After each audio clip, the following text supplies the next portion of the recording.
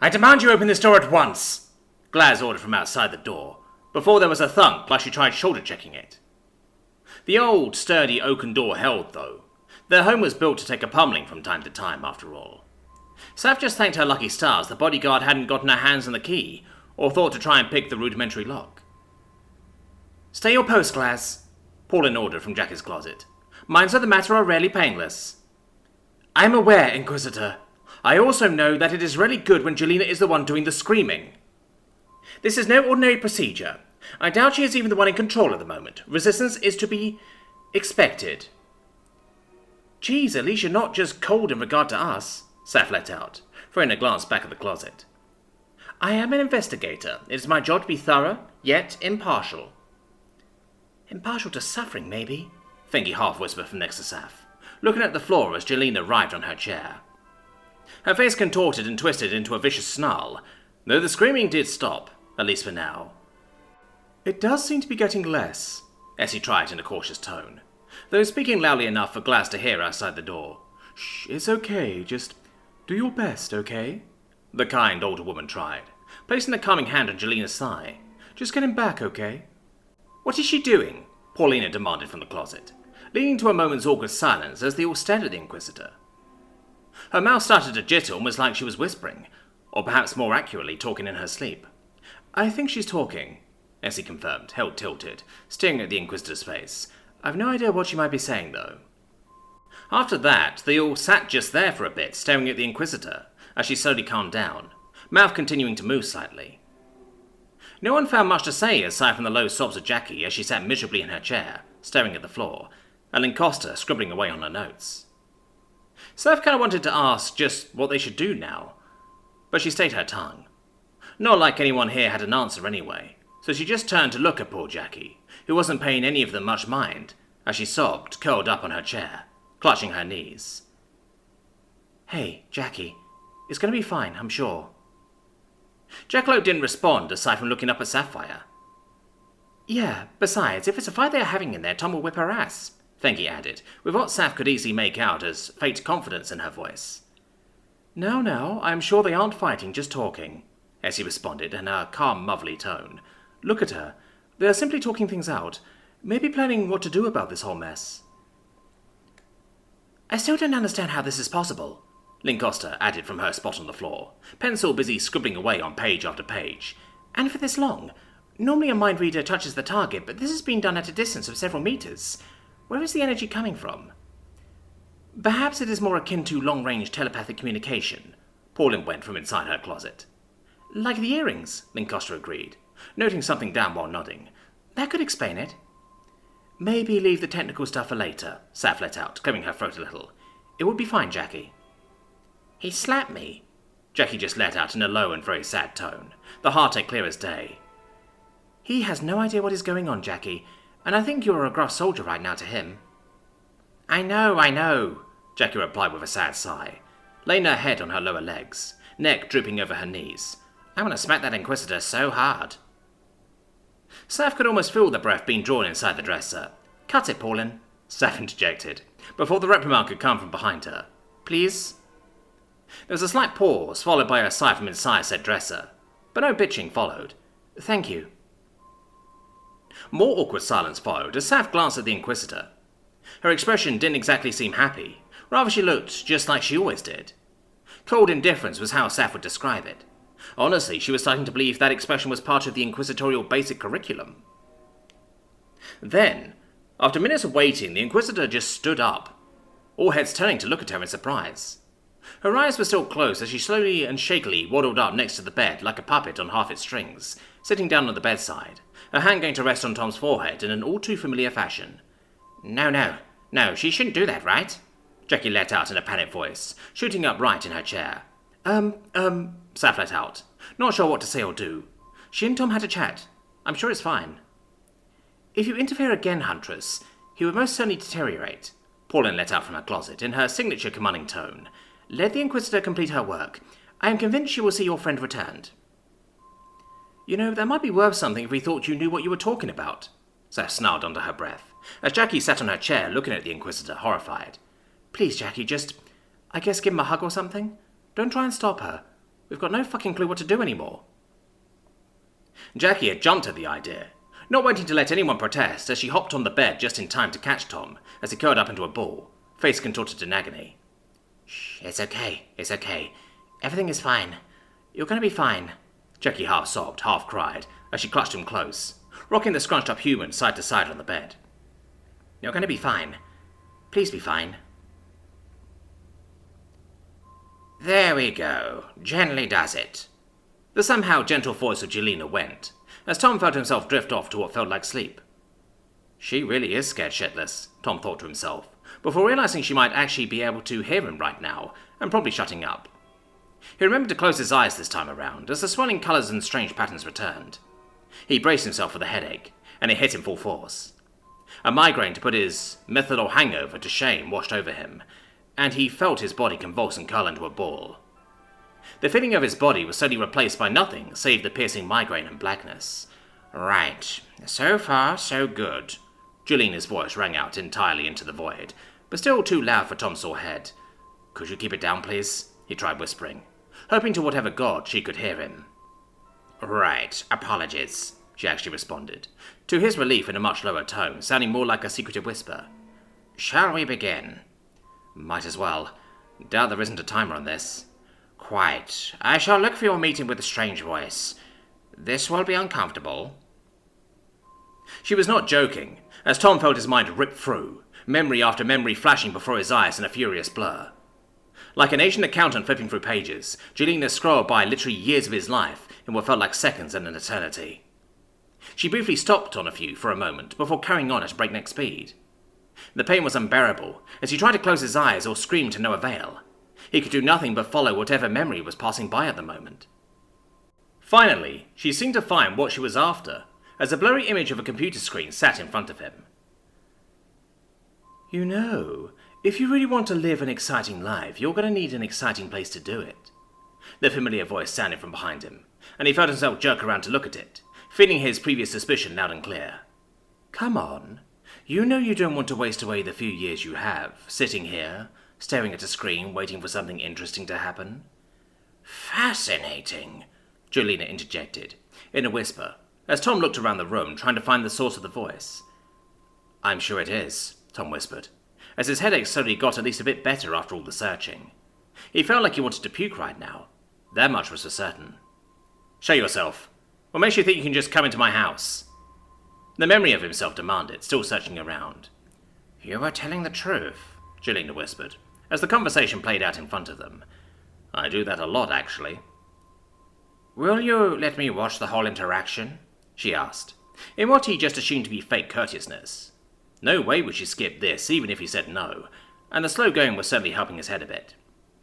"Sure, but thanks for asking," he whispered, receiving no reply save for the conversation carrying on between him and the mysterious voice. "Have you heard it before?" "Certainly not, no. But it is distinctive." "Glad you're happy," Tom let out, as the mini portal was opened, blasting paper and dust everywhere, his former self staring dumbstruck at the beautiful scene in front of him. "That was no window," Jelena let out, clearly taken aback by the display. "What do you mean? It literally was." "I thought you meant a scrying window or something, not an actual miniature portal," the Inquisitor replied, in a slightly sharper, more annoyed tone. "Well, what's the difference?" Tom had to ask with a sigh, lowering his voice further, hoping she would follow suit. "Whoever did this has enough power to spend it this callously. There are very few things who could open a portal to another world, even theoretically." "And?" "There are even fewer who would do it just to argue a damn point." "Oh," Tom just replied, as the mini portal shut and the voice asked its question. "Do you agree?" "If I go, will I ever get to return?" his memory replied, staring awestruck at where the portal had been. "Not until the experiment is complete, but in time, maybe," came the reply from the voice, as Tom shivered a little. "I forgot about that clause." "What are your terms?" Tom and Jelena said nothing as the voice listed off what Tom had to do, the time he had, how much he could bring, and so forth, until finally the voice simply stopped answering Tom's questions on things like, will there be people? Are there roads? The human fell silent and slumped back into his chair, rubbing his temples, clearly not quite sure what to do now. You struck a deal to return home? Jelena questioned in a rather cautious tone, all things considered. Yup, I honestly forgot about that part. And the part where they claim this to be nothing more than an experiment. I did remember that part. Yet you neglected to mention it. Well, what if they're lying? Tom protested. Still in a calm, quiet tone. What if they are some evil power, or perhaps this really is all just funny to them? What does it matter? Because I was starting to believe you may have been sent by the gods themselves. I have never spoken to the gods myself, and they hold many secrets. But I know people who have. What do you want about? I will be seeking out a high priestess of Low-Tech, the god of travelers and trade. If it was any god, chances are good it was him. Wait, you were just gonna go ask him if he did it? Don't you think he would have mentioned it if he did? I do not need his affirmation. Merely the sound of his voice will likely do. Oh, right. Are you gonna mind rape a priest then? Sounds heretical. I read minds, not rape them, and no, not if they comply, which I feel they might. And if it isn't the gods? Then I have learned nothing. Shall we continue? Fine.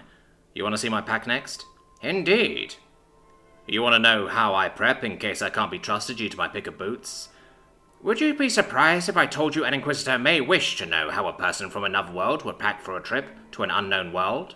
The inquisitor whispered, but Tom was actually hearing a hint of sarcasm in her voice, which was certainly new. No, Tom responded, accepting, waiting for things to start hurting again. I guess she liked the voice being more powerful. Yay? It narrows down the possibilities, the inquisitor responded, right back to sounding perfectly unfazed, though she was at least still whispering. Tom just cursed his stupidity as the memories once more started gliding by, though much slower this time. She stopped from time to time, and he diligently answered questions about what he was doing when she was confused. It took a fair bit, but slowly the deadline crept closer, as did the note on the table, the drive to get flowers, and finally arriving at the old person's home. Ah, shit, Tom admitted to himself, not really caring that she could hear as the door opened to his mother's small apartment in the building. Who is it? The old frail voice rang out.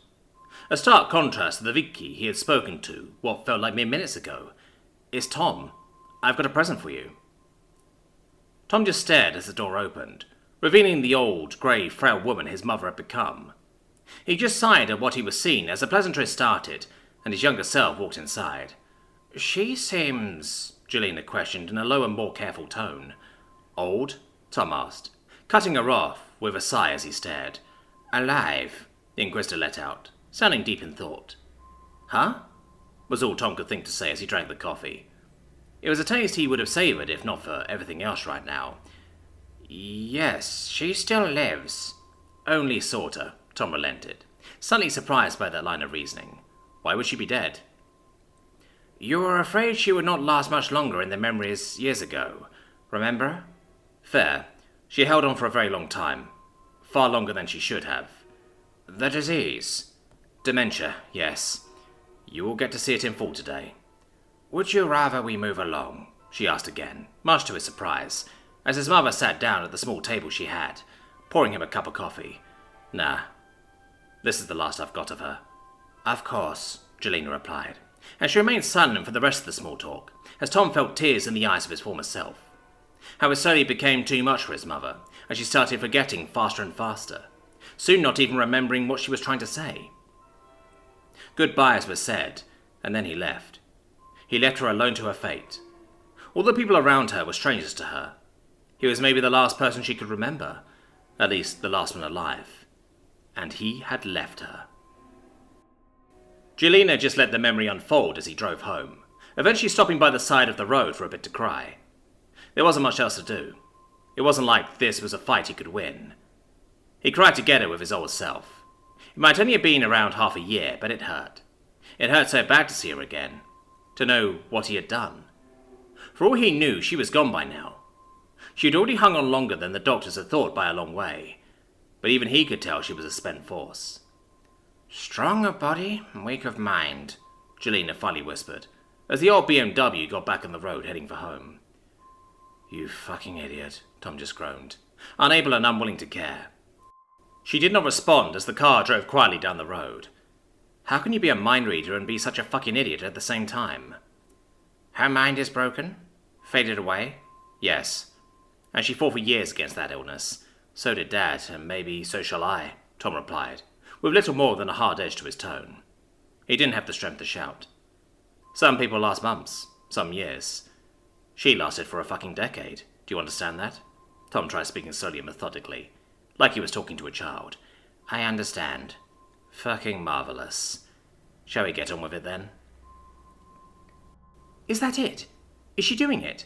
Fengi carefully asked, looking at Tom and Jelena, who now both wore expressions that betrayed they were not having a fun time. I think so, yeah, Saf nodded, before turning her head around to look at the dresser. I think it's okay to come out now, investigator. It did not even take a second for the investigator to fling open the doors and step out of her hidey hole, taking a deep breath while looking a bit ill. Saf did want to take just a little delight in Pauline's discomfort, but right now was not the time. She glanced at the door. At the sound of a distinct click, and it slowly opened, revealing a mighty pissed-looking Glaz. The burly cloaked woman stepped inside, looking at the bed. What she saw clearly did not improve her mood, as a hand went to rest on her hip, under the cover of the cloak. Now, Glaz, the Inquisitor seems to be in control of the situation, Pauline clarified, clearing her throat a bit as she took in large breaths of fresh air. All we must do is wait. Understood, Glaz replied, eyes not leaving the bed save for a quick sweep of the room and all the people in it, which coincided with Dakota emerging from under the bed. Be honest with me, investigator. Is this good or bad? The gilded Huntress asked, still laying on her back, looking up at them. I assume the Inquisitor has conjured a plan and is attempting to execute it. It is better than what we have managed thus far. Marvelous. Could you not say execute, please? Fengi pleaded in a low and very meek tone. Maybe trying to do it, or something? We are not here to Shush, Dakota ordered, finally extracting herself fully and getting up, dusting herself off. We have heard that one enough. As you wish, Pauline retorted, raising her snout a bit. She glanced around the room, eyes landing on the Inquisitor on the side of the bed, staring at them for a few seconds as silence reigned. Should we go, or... Fengi let out in a very low tone, looking to the sad sight that was Jackie. I believe they could do with some privacy, Dakota agreed, turning to Pauline with a rather unkind expression on her face. I believe this may take time, the investigator responded, not paying the gilded Huntress much mind. Glaz, you will guard your charge, of course. I believe the rest may return to their duties for now. Fengi, do not leave the keep. We may yet have use of your skills if their condition deteriorates. Glaz just nodded her assent, going to a wall and leaning against it, eyes locked on Jackie and the Inquisitor. Fengi swallowed once before nodding and getting up, followed by Essie. You too, Link. I believe the investigator may have use of your skills and notes, Dakota added, looking to Lancaster, who was sitting on the floor still working away on her notes. Huh? What? Oh, right, the young mage replied, putting some finishing touches on whatever she was writing, before closing the book and getting up. You're leaving them alone? Saf had to ask, doing her best to convey her doubts for expression. She had not gotten up from her chair, and if she was being frankly honest, she had no desire to. No, I am staying, Dakota replied, giving Saf a glance before looking back to the investigator. I am not sure I trust the one that nearly attacked Jackie. After she attacked my charge, Glaz added flatly, clearly not impressed by Dakota's posturing. Now, you may stay, Vismarty. We are dealing with your people, after all, Paula retorted, sounding superior as ever. There should be no need for drawing arms. Understood, Glaz? Should it come to that, I want everyone involved. Alive. Shouldn't be too hard now, should it? Understood, Glaz replied almost reluctantly. Pauline gave Dakota an apologetic look, which Saf guessed was rather fake. I guess that will do then, Dakota grumbled, clearly not pleased in the slightest, before gesturing for Saf to get up. Saf did so with a sigh, going to leave the small bedroom. Saf, it's getting late. Go check on Tink and Adita. I'd rather the floors not be blown out from under me. Then get some sleep, Dakota continued, just as Saf entered the doorway.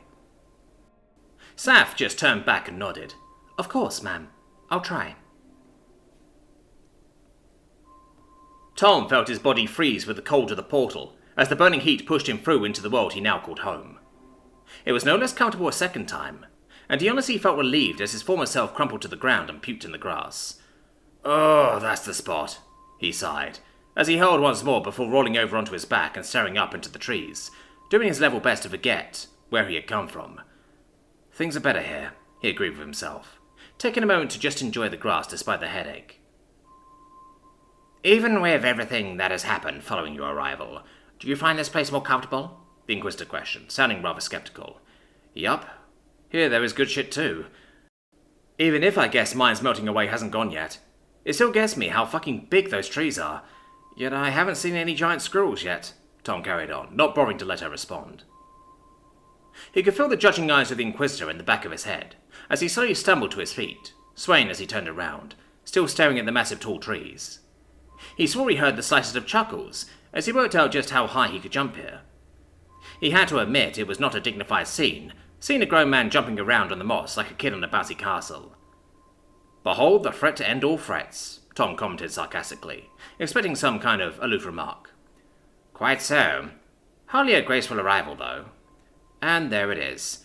So are we going to be skipping through some things? Took about a day before I met anyone. If so, you're looking for when I decided going climbing was a good idea.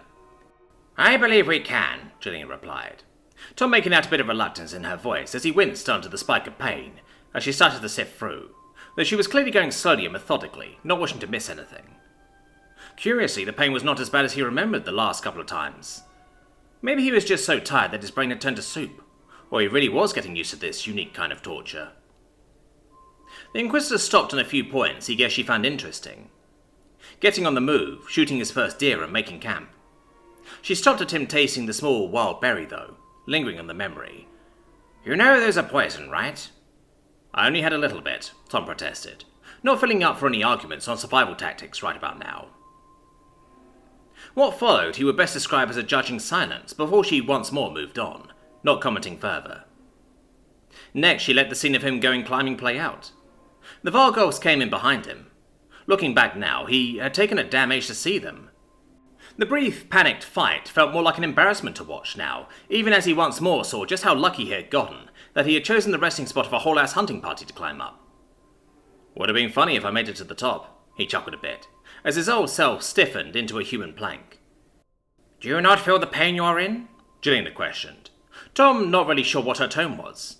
I mean, it stings. Get it? Goes sting along the tail? Yes, I understand, Gillian replied flatly, leading to further silence as Tom was carried off. I don't think you do. I'm really having a bad time, eh? Are you alright, Tom? The fuck do you think? Understood. Condition deteriorating. I can still hear you, Tom replied tauntingly. Not just my thoughts that aren't private anymore. Then how do you propose we proceed? I don't fucking know. Take this baby for a ride? Tom, please. I'm fucking serious. I don't know what's going on anymore. I haven't slept in days. I don't know what this all means. I haven't had a coffee that wasn't in a memory for 6 months. I just had to say goodbye to my dying mother again. And now I'm the guinea pig of a woman with the emotional depth of a Japanese dad with a son who just failed a math exam. You don't even fucking know what Japan is, Tom cut her off. Tried his best to shout as his old self slowly started to move again. Just get on with it. Very well, the clearly annoyed woman replied. Not like Tom gave a fuck. Either this worked or it didn't. And he didn't feel like thinking right now. In fact, he felt like getting shit-faced once this was all over. First a nap, though. He would kill for a nap right about now. There was no further commentary as the chase played out. The expert marksmanship of the Huntresses on full display, as vargulfs were down one by one. And here it comes, Tom sighed, as his impromptu transport banked around the big-ass oak and hurled him back into the face of the unsuspecting Sapphire. The hit fucking hurt, but he still found it funny, especially as he started screaming, hanging onto the poor unconscious woman like a scared toddler. The crash hurt like a bitch, but it was followed by a bit of blissful blackness, leading to staring at Fengir's drawn bow once he woke up. Tom tried to let his thoughts lull a bit, relaxing as much as he could while the girl set to work figuring out just what exactly he was. So fucking tired. There was no reply from the Inquisitor as the scene carried on in front of him. How he wished he could close his eyes right now. Could we skip to a memory of me sleeping or something? No. Fuck you. And once more there was no reply. Tom let out an annoyed grumble as he looked at Jackie, who was currently fighting with Essie over the bit of muesli bar he had given them all to share. She was fucking adorable, in her own way, and he could really do with a nap between those thighs right now. Tom, please control your indecencies, Jelena let out in a slightly stern tone. Oh, shut up. I bet you like watching, creep. You'll cease this at once, human. Or what, you'll give me another headache? Already got one, and she'll skin you alive if I don't get out of here, Tom chuckled darkly. And if you kill her, the others will have your head. But I think you know that. Then so be it. My failure to return will lead to a full purge of your new home. But I think you know that. Let us not rattle swords right now. Joy killer, Tom grumbled in reply, before looking at Dakota's expression when she took a bite of the sweet confection. It was so fucking funny. This whole trip was supposed to be funny. Instead, it had been more war, death, and struggle with guilty fun moments thrown in here and there. What is joyful about having me killed when I am trying to help you? Jelena protested, with clear disdain in her voice now. You know the problem with religious types? What does the church now have to do with this? They can't take a joke without getting stabby, Tom joked, not even finding it that funny himself. Please be quiet, Tom. Nuh-uh, 'cause I can't take a fucking nap.